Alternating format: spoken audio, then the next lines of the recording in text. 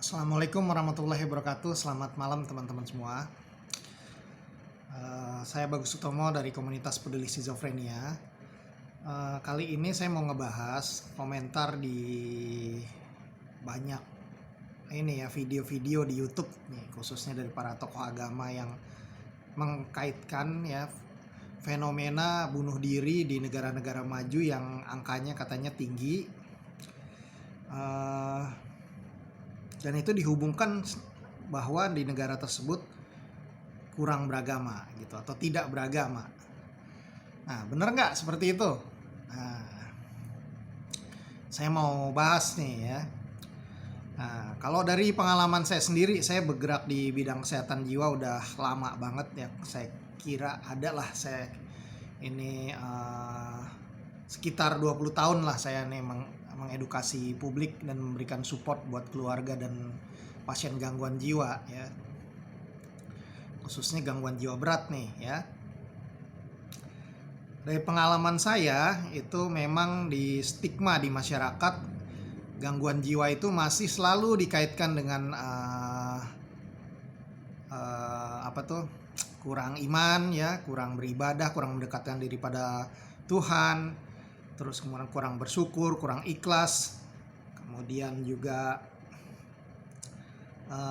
dikaitkan dengan lemahnya iman ya. Jadi orang itu mudah dirasuki oleh jin atau setan misalnya seperti itu. Nah, itu masih banyak banget di masyarakat kita ya. Tapi itu menurut saya sih itu karena kurang pengetahuan aja ya. Jadi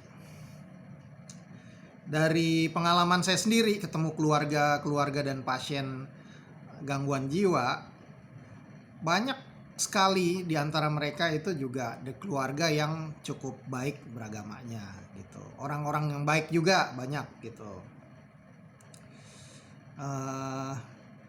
Bahkan yang saya tahu ya, setiap orang apalagi di Indonesia ini yang negaranya berketuhanan yang Maha Esa gitu. Ketika keluarganya mengalami sakit atau kita mengalami kemalangan, yang pertama kita lakukan apa? Kita mendekatkan diri pada Tuhan. Kita lebih banyak beribadah daripada sebelumnya. Kita minta kesembuhan pada Tuhan. Itu hal yang umum dilakukan oleh setiap orang sih. Saya kira bukan cuma di Indonesia aja, di seluruh dunia juga masih begitu gitu, termasuk di negara-negara maju. Jadi saya nggak pernah itu meragukan bahwa keluarga atau orang dengan gangguan jiwa itu kurang iman dan sebagainya. Nah, dan dari pengalaman saya juga, sebagian besar diantaranya juga itu udah nggak kurang lah beribadahnya dan orang-orang yang baik. Nah, kalau kita bicara bahwa gangguan jiwa itu dikaitkan dengan kurang iman, sebenarnya itu satu pandangan yang parsial atau sepotong-sepotong. Karena kenyataannya nanti kalau kita udah bergelut di bidang kesehatan jiwa, gangguan jiwa itu ada faktor-faktor biologisnya, ada faktor psikologisnya, ada faktor sosial, ekonomi dan sebagainya, terus kemudian ada faktor spiritual. Kalau kita cuma ngomong soal kurang iman berarti cuma sepotong nih masalah spiritual aja. Nah, tapi kalau mereka misalnya nggak ada pendekatan biologis nih, pengobatan medik misalnya, ya nggak bakal sembuh. Mau kita ru'yah, mau dia disuruh ibadah dan sebagainya, orang dengan skizofrenia disuruh meningkatkan ibadah kan udah nggak mungkin karena dia putus dari realitas dan sebagainya gitu. Nah, jadi kalau ngelihat masalah kesehatan jiwa itu selalu dia multifaktor, sebabnya multifaktor, pendekatan terapinya juga harus multifaktor. Itu buat orang yang udah gangguan jiwa loh, apalagi orang yang masih sehat atau baru faktor resiko. Ya pastinya hidupnya kompleks, nggak cuma dari masalah spiritualitas saja gitu ya. Nah, kalau kita mau amati ya, kita benar-benar mengamati seluk-beluk masalah kesehatan jiwa, atau kita sudah kunjungin deh tuh negara-negara maju. Kalau saya udah ngeliat lah di Eropa lah setidaknya gitu, terus kemudian di Australia itu udah saya lihat gitu sendiri ya, bahwa Kenapa nih angkanya itu tinggi kalau di negara-negara maju? Ya karena mereka udah sadar kesehatan jiwa gitu. Jadi baik masyarakatnya maupun pemerintahnya atau negaranya tuh udah sadar pentingnya kesehatan jiwa. Sehingga mereka sudah membangun sistem layanan kesehatan jiwa, sistem layanan sosial, terus kemudian mengalokasikan pekerjaan, peluang usaha buat orang dengan gangguan jiwa dan keluarganya. Mereka sangat sangat serius mengembangkan yang namanya pelayanan kesehatan berbasis fakta ilmiah. Mereka melakukan riset ya dan pendataan yang udah sangat baik gitu. Sehingga angkanya memang kelihatan besar, tapi karena mereka mendata dengan baik kasus-kasus masalah kesehatan jiwa di negaranya, ya, mereka mendata kasus-kasus bunuh diri di negaranya dengan baik gitu. Nah, di Indonesia angkanya kecil ya karena pendataan aja belum ada gitu ya. Nah, dari pengalaman saya nih, saya mengadvokasi isu kesehatan jiwa supaya masyarakat sadar, pemerintah juga sadar, DPR sadar tentang pentingnya masalah kesehatan jiwa. Belum berhasil juga saya untuk ini, padahal saya udah ketemu banyak orang lah untuk itu ya, anggota DPR dan sebagainya. Tetap aja masalah kesehatan jiwa bagi mereka tuh nomor sekian gitu ya. Nggak terlalu didengerin omongan saya. Padahal saya udah berupaya meyakinkan gitu. Nah, jadi di Indonesia angkanya kecil itu kalau dari pemerintah ya. Saya pernah berkali-kali lah datang ke workshop kesehatan jiwa, itu ada hadir dari Kemenkes, kepolisian, dari Kementerian Sosial, Dinas Sosial dan sebagainya. Kalau ditanya data bunuh diri, semuanya nggak punya data gitu. Kemenkes nggak punya data angka bunuh diri, apalagi kalau di BPJS kan upaya bunuh diri itu nggak bisa ditanggung BPJS gitu ya. Nah, sehingga mereka di datanya sebagai depresi atau kambuh skizofrenia lah atau lain-lain lah gitu dicatatnya, tapi bukan karena dia upaya bunuh diri, nggak ditanggung biaya pengobatannya itu. Nah, atau misalnya intoksikasi karena diminum racun serangga misalnya, itu nggak dicatat sebagai upaya bunuh diri karena kalau gitu nanti nggak ditanggung biayanya sama BPJS. Jadi nggak ada datanya. Ditanya ke kepolisian nggak ada juga, mereka nggak punya tuh data secara khusus kasus-kasus bunuh diri gitu. Kalaupun kita mau cari ya paling ada di liputan media massa itu di Indonesia. Jadi datanya masih sangat minim sekali gitu. Bukan minim, bahkan nggak ada gitu ya. Sama tuh dengan kasus-kasus misalnya angka berapa sih orang yang terlantar di Indonesia, berapa sih angkanya orang yang dipasung di Indonesia itu by name by address, nggak ada di Indonesia gitu. Nah, di kepolisian nggak ada, Kementerian Sosial juga nggak ada. Jadi gimana kita mau mengatasi masalah bunuh diri kalau datanya aja nggak ada gitu. Nah, yang berikutnya ya, sistem layanan kesehatan jiwa di negara-negara maju, wah luar biasa gitu. Psikiaternya udah banyak di sana, psikolog klinisnya udah banyak yang berpraktek untuk memberikan konseling pada masyarakat. Pekerja sosialnya banyak banget. Jadi pekerja sosial untuk apa? Untuk gangguan jiwa itu banyak banget. Bahkan ada skema-skema insentif, dibayarin rumahnya buat orang dengan gangguan jiwa dan sebagainya. Keluarganya kalau mau piknik ditanggung biaya pikniknya, itu namanya respite ya, program respite atau rehat lah buat keluarga yang kecapean ngurus anggota keluarganya yang gangguan jiwa. Di Australia tuh semua dibiayain oleh negara, hal seperti itu. Kalau dia kambuh, dia di rumah dia mengganggu keluarganya, ada rumah antara. Oh, keren banget deh pokoknya. Kita kalau ngelihat seperti itu, kita malu mengatakan bahwa wah negara sana tuh ini apa, angkanya bunuh diri mendingan Indonesia. Wah, malu kita ngomong begitu kan. Di Indonesia aduh boro-boro. Lo kalau mau bunuh diri, kata pemerintah, ya udah sono buruan, berkurang penduduk gue gitu. Terus terang aja kondisinya saat ini begitu, berkurang, habis itu gue selesai gue makamin gitu kan. Nah, kalau di luar negeri, waduh, care banget pemerintahnya, terus masyarakatnya juga saling dukung gitu. Jangan dipikir bahwa di negara maju tuh orang individualistis, tapi dia sistem layanannya luar biasa gitu. Bahkan untuk remaja dan sebagainya tuh LSM memberikan layanan publik didanai oleh pemerintah gitu ya. Jadi beda banget cara pandangnya sama kita. Kita masih banding-bandingin sama orang, padahal kita sendiri negara kita masih busuk sistemnya gitu. Nah kemudian gini, bener nggak di negara-negara maju itu orang nggak beragama? Salah itu pandangannya. Dia bilang, oh negaranya kesekuler, uh, negara sama agama itu dipisahkan. Salah banget. Di negara sekuler itu bukannya agama dilarang, tetapi dia nggak boleh memang berada disatuin antara politik dan agama.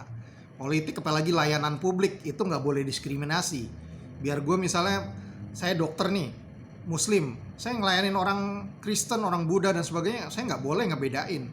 Sama dia kualitas layanannya sama dengan orang yang muslim sama saya.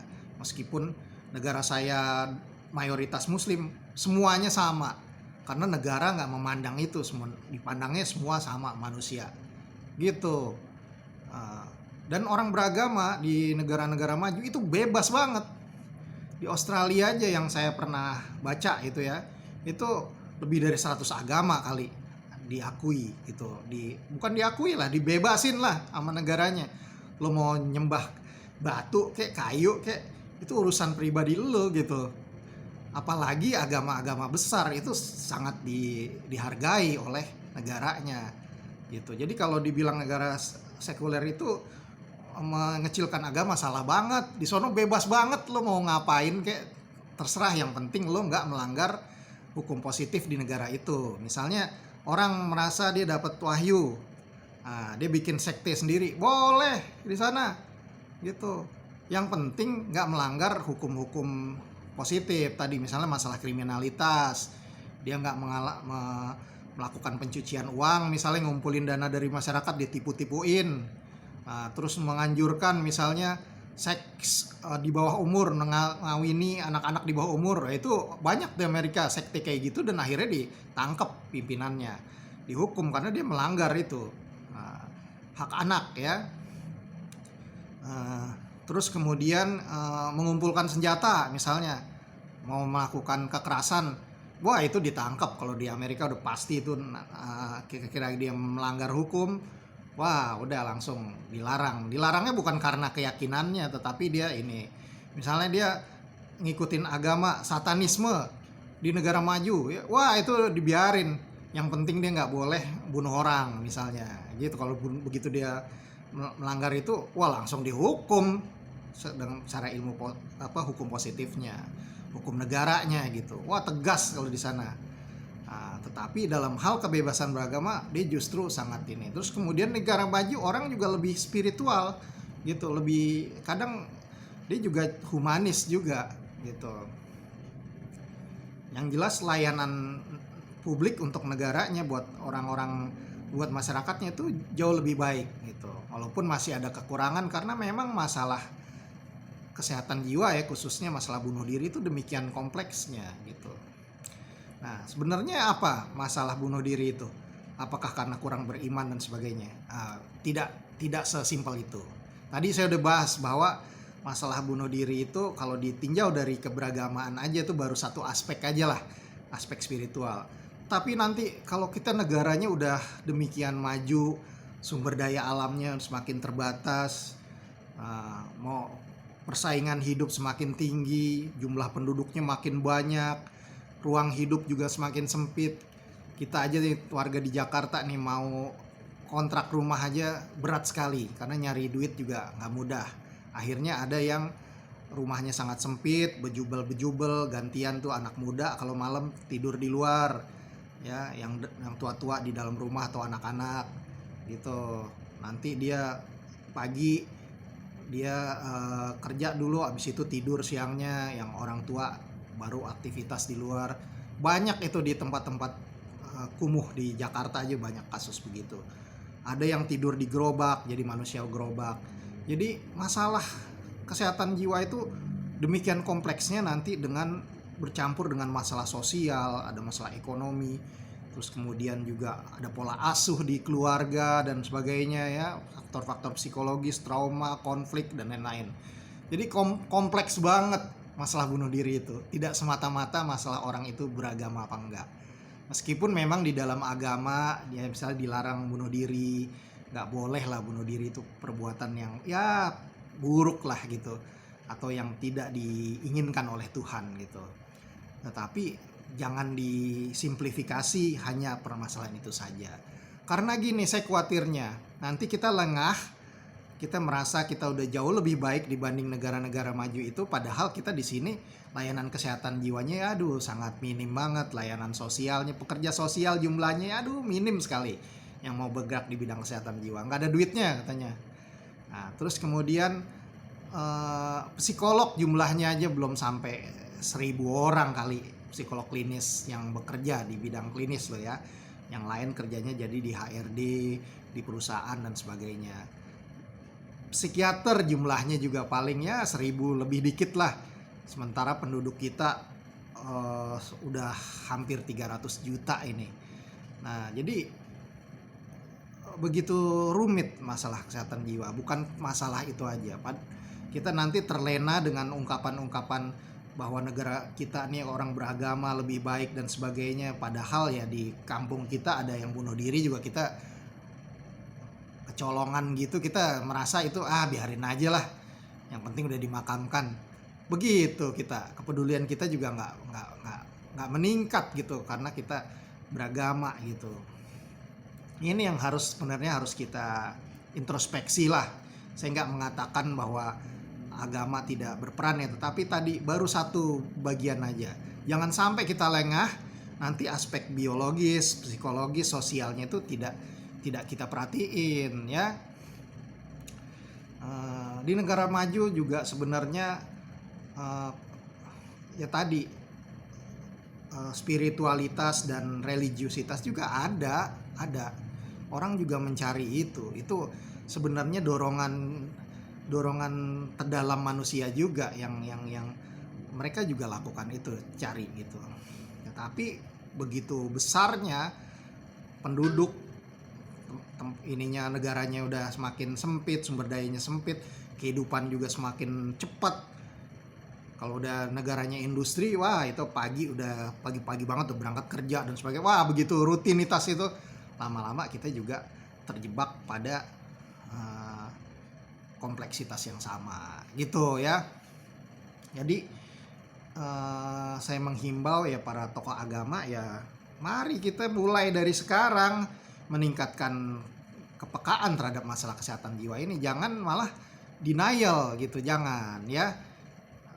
Perannya tokoh agama itu besar kalau dia juga mau belajar tentang masalah kesehatan jiwa, terbuka gitu. Bahwa nih masalah-masalah sekarang aja ya di media sosial nih, remaja-remaja nih ada cyberbullying dan sebagainya, tuh membuat tekanan yang besar pada anak-anak. Anak-anak sekolah sekarang nggak punya HP, temennya punya HP, dia udah minder. Apalagi zaman pandemi begini, belajarnya lewat HP.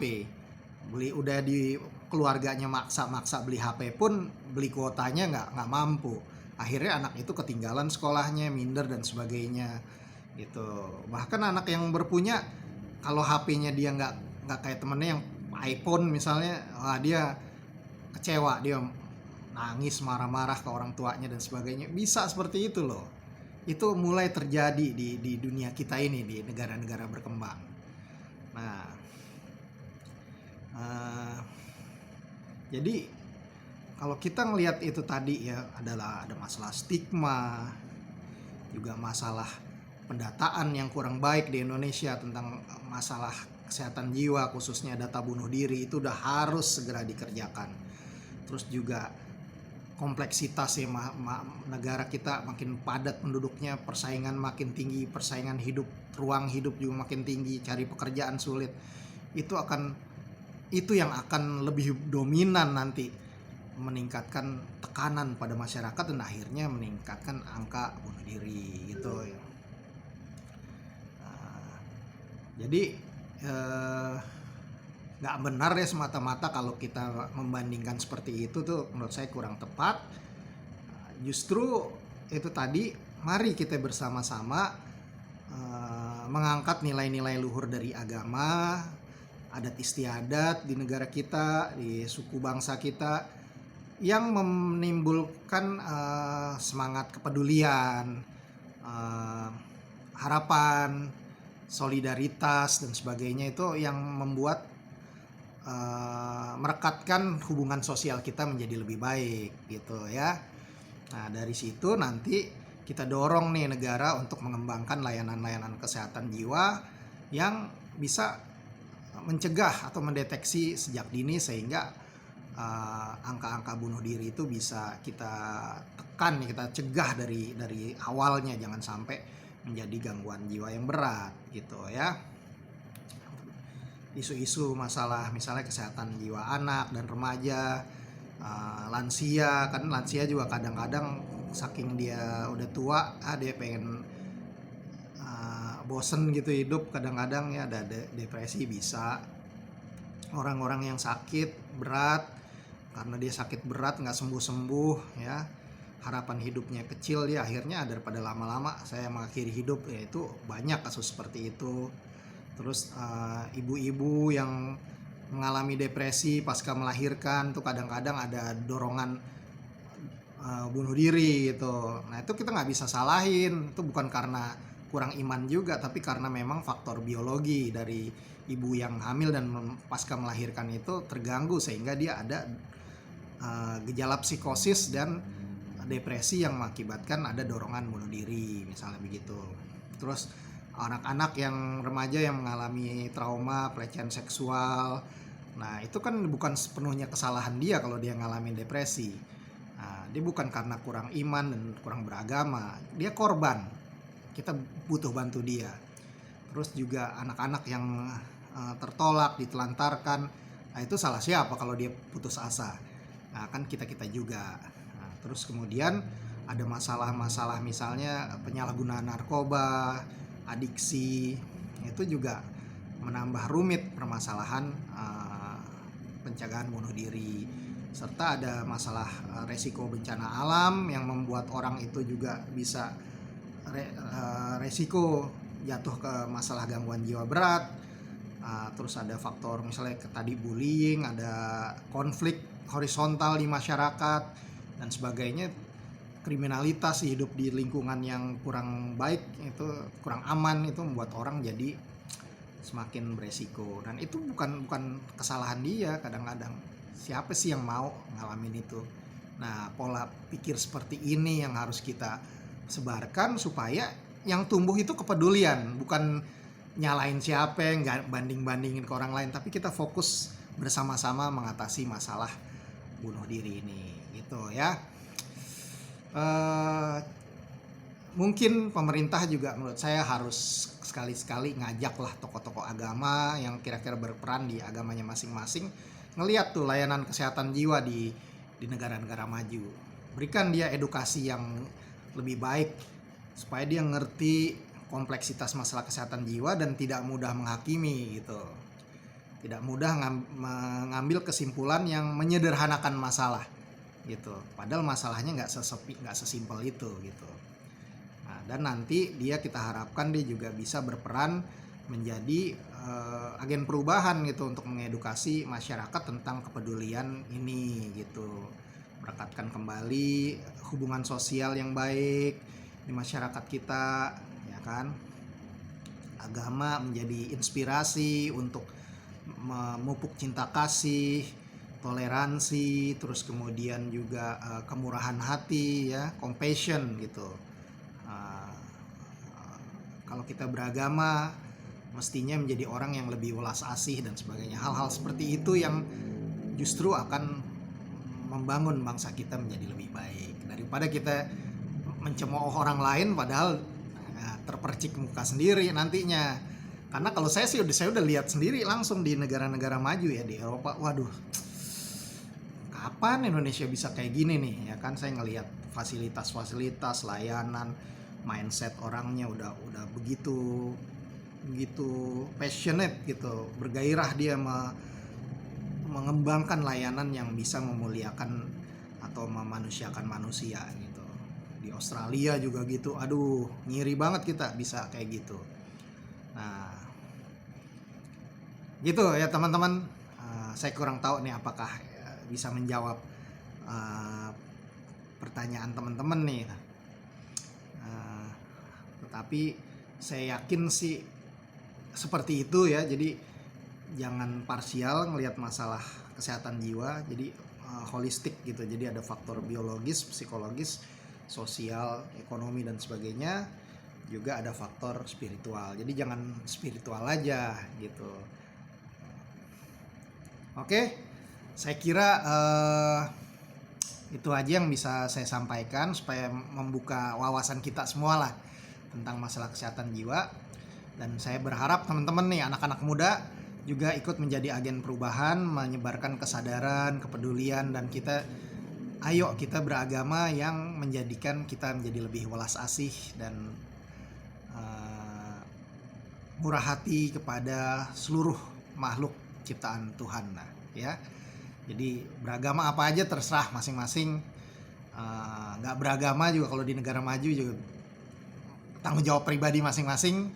Yang penting lo jadi orang baik, jadi warga negara yang baik gitu ya. Demikian dari saya, semoga berguna. Boleh kritik dan saran yang positif di kolom komentar, mau share atau subscribe atau enggak itu terserah deh teman-teman masing-masing. Terima kasih. Wassalamualaikum warahmatullahi wabarakatuh. Salam sehat jiwa.